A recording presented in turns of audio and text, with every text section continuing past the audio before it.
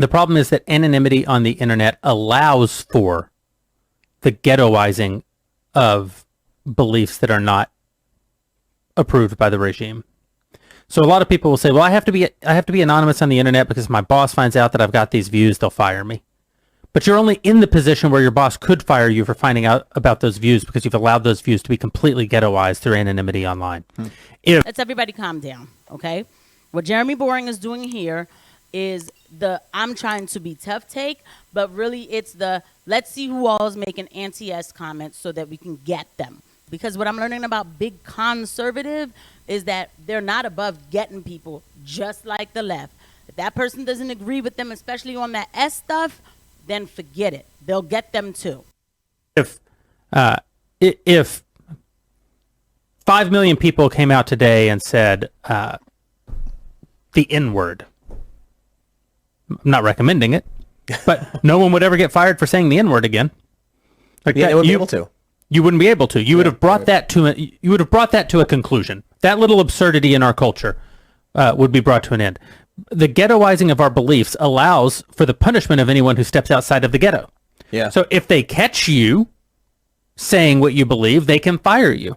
But if we all just had our names on it, and we're saying the things that we believe, and you might say that we would have more cultural cohesion if we didn't have online anonymity too. But sounds good. It sounds good. He's right. We would be able to talk about these topics and have a real conversation. It sounds very, very good. He's absolutely right. Now, be clear. My face is everywhere, and I haven't been caught up yet. But one day maybe I will be, and I'll just have to answer to the things that I've said. I am me. But I understand. Yo, bro, not everybody is standing up and saying the N-word at the same time. It's funny how y'all always use that as the example, too, by the way. People shouldn't have got fired for saying the N-word, all right? But believe me, black folk don't own anything to be getting people fired. And when I say that, black folk don't own huge franchises. Let's just put it that way, all right? There are black people who own a lot of things, but they don't own the huge franchises that made this a thing, all right? Let's be very clear. Now, you don't have 5 million people getting up and doing that. These people need to feed their kids. They need to go and pay their bills. They need to do things, and they have something they need to say. There are accounts that I connect with on Twitter who are chock full of information, facts, discussions, everything. But they know as soon as they put their face to it, it's a wrap, especially in a place like Canada or anything like that. It's a wrap. So why should somebody lose their livelihood?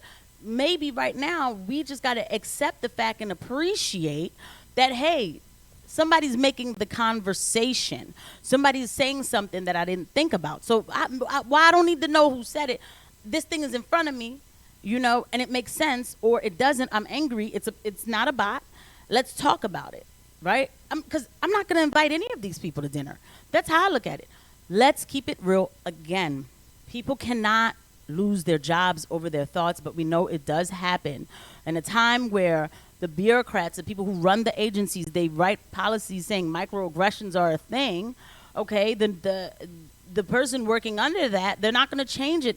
And we're not all going to pay for them to live because we don't have anything set up yet. Now, if we set something up, that's different. That's a lot of nerve. And I know why he said don't trust these people, because these are the same people who had nothing to say about those Harvard students who were doxxed, and people were saying, don't hire these kids, and they may never get hired because they had a position on something on this current day. I can't tell you how many times my position has changed. I'm glad y'all don't know me from 10 years ago, right? Because none of us come out getting it right the first time. None of us do. And so now you have to pay for mistakes of 10 years ago. I thought we didn't like that, right? So these students at Harvard, these people were down for dox them, everything. They had nothing to say about that. What he's trying to say, it sounds good. He's being very conniving. The online anonymity also allows us to become more radicalized in ways that left and right, in ways that probably aren't ultimately good. So I agree, but I think it's a cultural issue. Tim was right for what he was about to say. A cultural issue. We need to have a cultural issue in talking about things and having discussions. You're right. And you heard what he said. The online anonymity can make people get radicalized on the left and right. What's radicalized on the right? Realizing that America First is a lie and an illusion and talking about it? But that's another video. I'll see you guys at the next one. Bye.